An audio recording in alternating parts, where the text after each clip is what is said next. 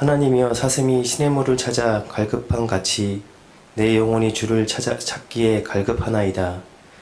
내 영혼이 하나님 곧 살아계시는 하나님을 갈망하나니 내가 어느 때에 나아가서 하나님의 얼굴을 배울까. 사람들이 종일 내게 하는 말이 내 하나님이 어디 있느냐 하오니 내 눈물이 주야로 내 음식이 되었도다. 내가 전에 성의를 지키니 무리와 동행하여 기쁨과 감사의 소리를 내며 그들을 하나님 집으로 인도하였더니 이제 이 일을 기억하고 내 마음이 상하는도다. 내 영혼아 내가 어찌하여 낙심하며 어찌하여 내 속에서 불안해하는가. 너는 하나님께 소망을 두라. 그가 나타나 도우심으로 말미암아 내가 여전히 찬송하리로다. 내 하나님이여 내 영혼이 내 속에서 낙심이 되므로 내가 요단 땅과 헤르몬과 미살산의 주를 기억하나이다. 주의 폭포 소리에 깊은 바다가 서로 부르며 주의 모든 파도와 물결이 나를 휩쓸었나이다. 낮에는 여호와께서 그의 인자하심을 베푸시고 밤에는 그의 찬송이 내게 있어 생명의 하나님께 기도하리로다. 내 반석이신 하나님께 말하기를 어찌하여 나를 잊으셨나이까. 내가 어찌하여 원수의 압제로 말미암아 슬프게 다니나이까 하리로다. 내 뼈를 찌르는 칼같이 내 대적이 나를 비방하여 늘 내게 말하기를 내 하나님이 어디 있느냐 하도다. 내 영혼아 내가 어찌하여 낙심하며 어찌하여 내 속에서 불안해하는가. 너는 하나님께 소망을 두라. 나는 그가 나타나 도우심으로 말미암아 내 하나님을 여전히 찬송하리로다. 아멘. 말씀 제목 한번 같이 읽어보십시다. 갈급함을 느낀다면 은혜 받을 때입니다. 갈급함은 대체 뭘까요? 한마디로 얘기하면요, 목마름이랍니다. 목마름. 목마름은 생각나는 단어가 있나요? 타는 목마름이 있답니다. 만약에 비가 내리지 않죠? 그럼 농부들의 마음은 타들어간답니다. 그러니까 여기에서 두 가지를 잘 적어놔야 돼요. 갈급함은 두 가지가 있는데 첫 번째는 육적인 갈급함도 있다라는 겁니다. 이 시간에도 마찬가지로 육적인 갈급함이 있는 친구들도 있을 겁니다. 그리고 두 번째는 뭐냐면요, 영적 갈급함이 있습니다. 이 시간에는 육적 갈급함을 얘기한 것 아니라 영적 갈급함을 말씀드리려고 하는데요. 제목 앞에다가 뭘 적어야 되겠어요? 영적 갈급함을 느낀다면. 그 다음에 뭐지요? 은혜 받을 때입니다. 그러면 하나 또 빠졌잖아요. 언제 받으면 좋겠습니까? 지금 받았으면 좋겠습니다. 이제 말씀 제목 정리가 됐나요? 영적 갈급함을 느낀다면 지금은 은혜 받을 때입니다. 믿습니까? 영적 갈급함을 느낀다면 지금은 은혜 받을 때라고 여러분 정확하게 기억하시기를 바랍니다. 물론 집에 가셔서 여러분은 육적 갈급함도 한번 생각해 보라고요. 육적 갈급함을 당한 사람들의 표정을 보니까요, 굉장히 조급합니다. 안절부절합니다. 이럴까 저럴까, 이렇게 될까 저렇게 될까 굉장히 조마조마합니다. 이 시간도 모르겠습니다. 어떤 사람은 아마 그 마음인지도 모르겠어요. 육적 갈급함. 그래서 그것을 바꿔서요, 이제 육적 갈급함이 무엇으로 바꿔지라고요? 영적 갈급함으로 바꿔지는 귀한 권세가 우리 가운데 충만하게 나타날 수 있기를 바랍니다. 두 가지를 한번 잘 생각해 보고요, 나는 과연 어떤 종류의 사람인가 한번 이 정리를 한번 해볼 수 있기를 바랍니다. 가끔씩 사람을 만나면요, 밥은 먹지 않아도 그렇게 얘기하는 사람이 있어요. 밥은 먹지 않아도. 그러면서 뭐라고 하냐면 요즘 말씀을 안 들으면, 말씀을 듣지 않으면 견딜 수가 없습니다 라고 얘기한 사람이 종종 우리 가운데는 있습니다. 그리고 여러분 가운데도 틀림없이 그 신앙의 때가 있었고 신앙의 과정이 있었는데 밥 먹은 지도 몰랐대요. 하나님의 말씀이 갈급해서요. 반면에 또 한 종류의 사람이 있습니다. 어떤 사람이냐면요, 예배는 나옵니다. 말씀도 듣습니다. 찬양도 합니다. 기도도 합니다. 그런데 마음에 와 닿지를 않는답니다. 그럼 알아봐야 되겠잖아요. 언제부터입니까? 어디서부터입니까? 무엇 때문에 그렇습니까? 물어보니까 그건 다른 것으로 생기는 문제가 아니라 마음의 문제였습니다. 마음의 문제. 그러니까 마음이 닫혀졌다라는 거죠. 이 두 가지를 잘 생각해 보라고요. 어떤 사람은 예배가 그립고 말씀이 그리운 사람이 있고요. 어떤 사람은 예배를 드려도 말씀을 드려도 감각이 없는 사람들이지요. 이 차이는 뭐냐면요. 한마디로 얘기하면 영적 갈급함이 있느냐 없느냐의 차이랍니다. 거기다 딱 적어놔야 돼요. 영적 갈급함이 나에게도 있기를 소망합니다. 교회를 나올 수 있답니다. 말씀을 들을 수도 있답니다. 예배를 들을 수도 있답니다. 기도도 할 수 있답니다. 그런데 영적 갈급함이 있으면요. 그 갈급함 속에서 하나님이 대체 나에게 주신 메시지가 뭔가 그걸 붙잡는 겁니다. 그러니까 이미 어떤 사람은 서두에 붙잡는 사람도 있어요. 예, 붙잡아서 하나님 정말 그렇습니다. 내 가정이 그렇습니다. 내 마음이 그렇습니다. 내 신앙의 상태가 그렇습니다 하고 받아들인 그런 사람도 있습니다. 한 권사님이 저에게 전화가 왔습니다. 그러면서 얘기합니다. 목사님, 몸이 지쳤습니다. 몸이 지쳤대요. 어떤 질병에 걸려 있거든요. 그러면서 얘기합니다. 마음도 지쳤습니다. 이제 예배당에 오는 것도 버겁습니다. 기도는 하는데 하나님이 옛날 같지 않고 멀게만 느껴집니다. 라고 얘기합니다. 우리 사는 성도들 중에도 혹시라도 이런 사람은 없는지 모르겠습니다. 몸과 마음과 모든 게 다 지쳐서요. 도무지 도통 앞이 보이지 않는 그런 사람들이 있는지 모르겠습니다. 여러분 잘 생각해 보십시오. 아까 말씀드렸어요. 갈급함 속에 두 가지가 있다고 했잖아요. 하나는 육적인 갈급함. 육적인 갈급함이 있죠. 그 목이 마릅니다. 그럼 어떻게 됩니까? 물을 마시면 되는 겁니다. 그리고 또 얘기합니다. 피곤하면 여러분 어떻게 한가요? 잠을 푹 주무시라고요. 그리고 배가 고프면 밥을 먹습니다. 그러면 육적인 갈급함 어느 정도 해소가 된답니다. 그런데 우리 사람은 뭐냐면 반드시 믿는 사람은 육적인 갈급함과 함께 영적인 갈급함이 있거든요. 그래서 아까 얘기했죠. 갈급함 뒤에 뭐라고요? 메마름이라고요. 타는 목마름이라고 했잖아요. 그러니까 갈급함 뒤에 뭐가 있냐면요. 우리 자신들이 영적 갈증이 있다라는 겁니다. 이 문제를 어떻게 처리하면 좋겠습니까? 이 갈증을 저는 다른 말로 표현하면서 어떻게 표현하냐면요. 우리 내면 속에 배고픔을 뭘로 표현할까요? 내면의 배고픔. 내면에 허기짐이 있다라는 겁니다. 아무런 문제가 없습니다. 부부 사이도 문제가 없습니다. 경제적으로도 가정적으로도 문제가 없습니다. 그런데 뭐냐면요. 영적으로 채워지지 않은 그 공간이 있어서 내면에 허기짐이 있을 때 이 허기짐을 어떻게 과연 메꿔 나가는 게 좋을 것인가? 이 시간 한번 깊이 생각해 볼 수 있기를 바랍니다. 그럴 때 사람들이 생각합니다. 혹시라도 내 신앙이 완전히 식어져 버린 것은 아닌가? 또 그렇게 생각한답니다. 하나님이 나에게서 왜 이렇게 멀어진 것일까? 이렇게 생각할 수 있는 사람들인데요. 이런 생각을 갖는 사람들은요. 그래도 영적 갈급함을 갖고 살아가는 사람이기 때문에 이분들의 신앙은 끝이 아니라 새롭게 시작할 수 있는 좋은 계기가 된다는 사실을 믿을 수 있기를 바랍니다. 그러니까 갈급함은 영적으로 죽은 것이 아니라고요. 살아있다라는 증거라고요. 살아있지 못하죠. 그럼 무감각하답니다. 어떤 상태인지조차도 감각이 없다 보니까요.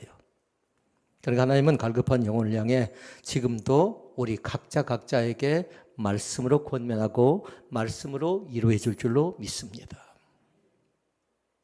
때로는 자녀들을 통해서 우리에게 메시지 전할 때가 있죠. 환경을 통해서 우리 가운데 메시지를 전할 때도 있고요. 직장을 통해서 우리 가운데 메시지를 전할 때인데요. 그 사실을 분명히 받아들일 수 있기를 바랍니다. 하나님은 나에게 지금도 이곳에서 말씀하시는 사실을 놓쳐버리지 않기를 주의 이름으로 부탁을 드립니다. 제목, 갈급함을 느낀다면 지금은 은혜 받을 때입니다. 이걸 꼭 마음속에 고백할 수 있기를 바랍니다. 1절 말씀입니다. 하나님이여 사슴이 시냇물을 찾기에 갈급한 같이 내 영혼이 주님을 찾기에 갈급합니다 라고 얘기합니다. 이 고백을 잘 생각해 보라고요. 믿음이 강해서 한 말이 아니에요. 완전히 지쳐버렸어요. 완전히 메말라 버렸어요. 그리고 그 다음을 보니까 그 자신이 어떻게 합니까? 마음을 다해서 그래도 하나님을 찾고 있는 간절함이 그 속에 담겨지는 고백이라고 생각하면 돼요. 상반절 말씀이 보니까 호갈됩니다. 뭔가 기갈 같습니다. 없는 것 같습니다. 그런데 하반절 말씀에 보니까 뭐예요? 그래도 그 자신이 누굴 찾아요? 소망이 있는 겁니다. 그래도 주님을 찾고 있는 소망이 있어서 감사한 귀한 말씀이라고 얘기해 볼 수가 있겠습니다.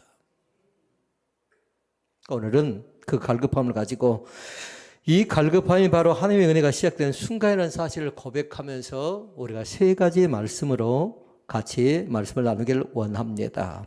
첫째 말씀, 영적 갈급함은 건강한 신앙의 시작입니다. 아멘. 시작이라고요. 그 갈급함이 있다는 건 시작이라고요. 1절 말씀 다시 읽습니다. 사슴이 시냇물을 찾기에 갈급한 같이 내 영혼의 주를 찾기에 갈급합니다. 라고 얘기했는데요. 사슴처럼 목마른 존재로 나 자신을 비유하고 있는 거예요. 육적인 상태를 생각해 보라고요. 사슴이 필요한 것이 뭡니까? 목마름에? 물입니다. 물. 그러니까 물을 먹지 못하면 어떤 상태예요? 그 자신은 죽는다라는 겁니다. 허기져서 죽는다라는 겁니다. 그러니까 갈급함은 나쁜 것이 아니에요. 그 갈급함을 채워내야 돼요. 그러니까 갈급함은 두 가지가 있어요. 하나는 뭐냐면 내가 그래도 살아 있다는 증거구나라고 믿을 수 있기를 바랍니다. 갈급함조차 느끼지 못하면 어떻게 될까요? 완전 탈진하지요. 살아있다는 증거고요. 또 한 가지가 나옵니다. 그것은 뭐냐면요. 하나님을 향해 깨어있다는 증거인 것을 믿을 수 있기를 바랍니다. 살아있다. 그리고 하나님을 향해서 항상 깨어있다. 깨어있는 사람의 신앙의 특징이 있답니다. 깨어있을 때 뭐냐면요. 사단이 나를 침투하려고 해요. 사단이 나를 만지려고 해요. 때로는 사람을 통해서, 환경을 통해서, 상황을 통해서 나를 만지려고 할 때 깨어있는 사람은 뭐냐면요. 방심하지 않습니다. 허점을 노출하지 않습니다. 깨어있는 사람은 방어가 되니까 얼마든지 견뎌낼 수가 있는 겁니다. 그런데 깨어있지 못하죠. 방심해서 여지없이 사단의 밥이 되고 만다는 사실입니다. 오늘 사랑하는 성도 여러분에 부탁합니다. 영적으로 무감각한 자 되지 말고요. 영적으로 감각이 있는 자가 되셔서요. 내 신앙을 절박하게 받아들이는 귀한 권세가 우리 가운데 넘쳐날 수 있기를 바랍니다. 영적 갈급함은 건강한 신앙의 시작이라고요. 그러니까 오늘부터 우리 자신들은 또 시작하는 겁니다. 그러니까 위에서 말하는 갈급함은 뭔 줄 아십니까? 부족함이에요. 모자람이라고요. 허기짐이라고요. 한마디로 얘기하면 실패라고요. 그런데 감사한 건 뭐냐면 그 갈급한 마음을 갖고 있다는 자체가 내 영혼이 살아있다는 증거일 뿐만 아니라 하나님께 간절히 나아가는 건강한 신앙의 표상인 것을 다시 한번 새롭게 볼 수 있기를 바랍니다. 그러니까 사슴에다 동그라미 딱 해놓으라고요. 그 사슴은 누구라고요? 나예요, 나. 사슴이 물을 먹지 못합니다. 그럼 어떤 생각이 든가요? 불쌍하다. 저러다 먹지 못하면 죽겠다 생각하라고요. 그러니까 본문의 사슴은 물이 없으면 곧 죽게 되는 연약한 존재의 나를 설명하고 있는 겁니다. 사슴이 죽는다 여러분 생각해 보세요. 물이 없을 때 그 자신의 숨결을 한번 들어보실래요? 차를 구했는데요. 차가 3일 만에 본네도 위로 올라왔습니다. 그리고 차를 기스를 내놨더라고 고양이가. 고양이가 예뻤을까요? 미웠을까요? 많이 얄미웠습니다. 3일 만에 올라와서 기스를 내놨더라고요. 근데 최근 동향을 보시면 알겠지만요. 얼마 전에 한 마리가 죽었습니다. 교회 옆에서. 근데 지금은요. 차 뒤에서 얼마 전에 보니까 고양이가 뒤에 있는데 제가 물을 갖다 주니까 꼼짝도 안 해요. 사료를 갖다 주니까 조금 먹는 흉내를 냅니다. 아쉬운 거 뭐냐면요. 길 고양이지만 그렇게 보였던 고양이가 지금 보여지지 않습니다. 저희 때문에 그러겠지요. 고양이를 좋아한다 싫어한다를 떠나서요. 그의 생명이잖아요. 사슴이 만약에 물을 먹지 못할 때 눈을 깜빡깜빡하고 있는 거 생각해 보라고요. 내 자녀가 먼저 실패했을 때에 뭔가 이 뜻대로 잘 되지 않았을 때에 한숨 쉬고 통곡하며 눈물을 흘리며 탄식할 때 그 모습을 생각해 보라고요. 그러니까 한마디로 얘기하면 사슴이 살기 위해서 그 절박한 그 모습이죠. 여러분 그건 누구를 얘기한 줄 아십니까? 하나님의 몸된 이 교회의 절박한 부분도 포함된다고 저는 생각을 합니다. 이 교회가 지금 어떤 상태인 줄 아십니까? 교회들이요, 절박한 가운데 있는데 사람들이, 성도들이 그걸 제대로 잘 알지 못하고 있다는 겁니다. 1절 말씀을 그냥 읽어서는 안 됩니다. 사슴이 시냇물을 찾기에 갈급한 같이. 여기를 가봅니다. 저기를 가봅니다. 이곳에 가서 저곳에 가서 손을 벌려봅니다. 그런데 그 어느 곳 하나 받아주지 않습니다. 뭘 찾을 길이 없습니다. 그래, 여러분 기억하도록 하십시오. 시냇물을 찾기에 갈급함 같이 내 영혼도 그렇게 찾는데 내 영혼은 다행히 누굴 찾았다고요? 주님을 찾기에 갈급한 내 영혼이기 때문에 우리는 불행한 사람이 아니라 행복한 사람인 것을 믿습니다. 이유가 있어요. 우리 주님은 두 자로 생수가 되어 주십니다. 우리 주님은 세 자로 뭐라고 한다고요? 생명수, 생명샘이 되어 주십니다. 다섯 자로 얘기할 때 그렇게 얘기합니다. 생명의 원천이 되어 주신대요. 다른 곳에 찾지 마시라고요. 다른 데 구걸하면 안 된답니다. 그곳에서 흡족하게 만족하게 채워줄 것 같아도요, 그것은 나를 현혹하고 미혹해서 나를 더 절망스럽게 만들고요, 나를 실패하게 만든답니다. 다시 말씀드립니다. 영적 갈급함이 있다는 건 다른 것 아니라 신앙이 식은 것이 아니라 하나님을 잊지 않았다라는 증거라고요. 내가 그래도 뭐해요? 지금이야말로 은혜 받을 적기라고 믿을 수 있기를 바랍니다. 그 갈급함 갖고 매달리죠. 그럼 안 될 것이 없답니다. 이 말씀을 여러분 꼭 한 줄로 잘 기억할 수 있기를 바랍니다. 하나님을 다시 찾고 싶어지는 그 마음이, 하나님을 다시 찾고 싶은 그 마음이 신앙의 회복이 시작되는 자리다라고 믿을 수 있기를 바랍니다. 그 마음이 신앙의 자리라고요. 신앙의 자리는 무슨 자리냐면요, 은혜의 자리고 기쁨의 자리고 감사의 자리고 신앙을 고백할 수 있는 자리래요. 신앙생활에도 어떤 사람은 뜨겁게 신앙생활을 했습니다.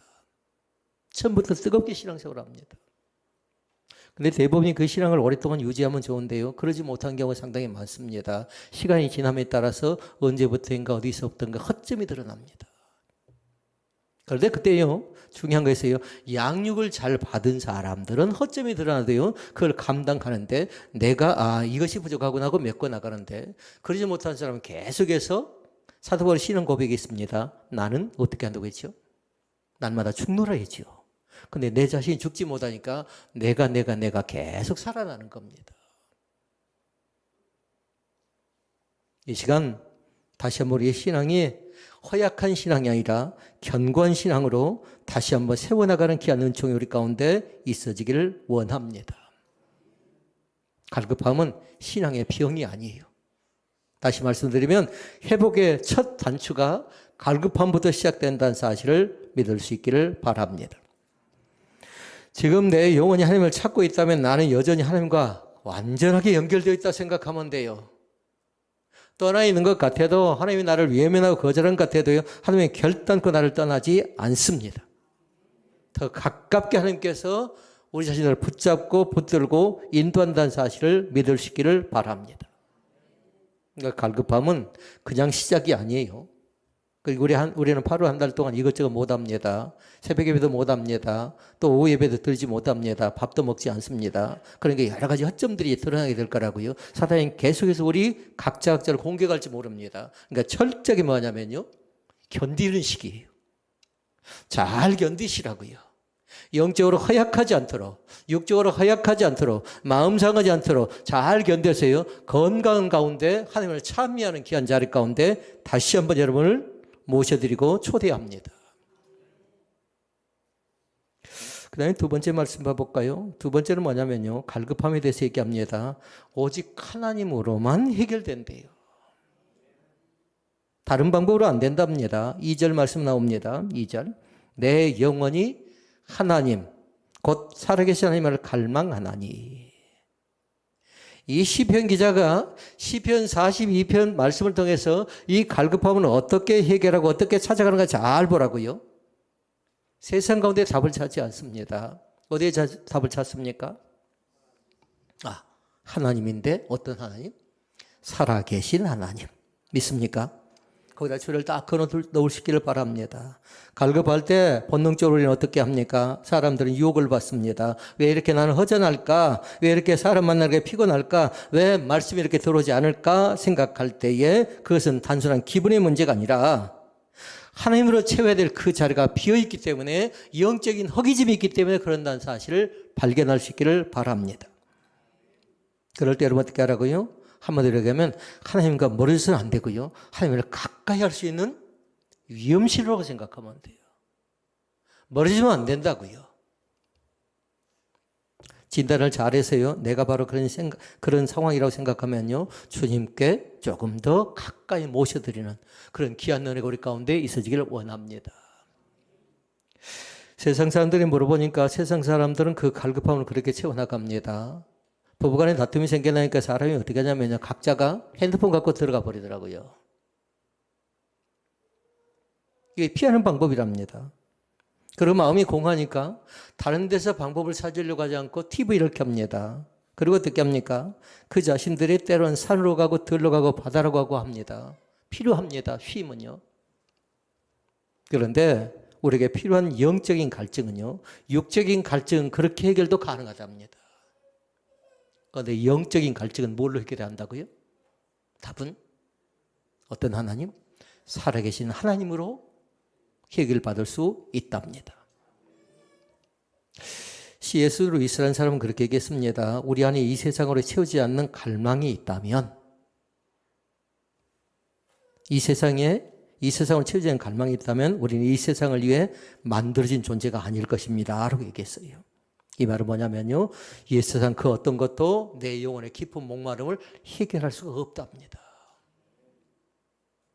우리는 믿음이 있든 없든지 간에 믿음이 부족하든 믿음이 충만하든지 간에 반드시 영적인 존재인데 영적인 갈증을 반드시 하나님을 통해서 해결받을 수 있기를 주의 이름으로 부탁을 드립니다.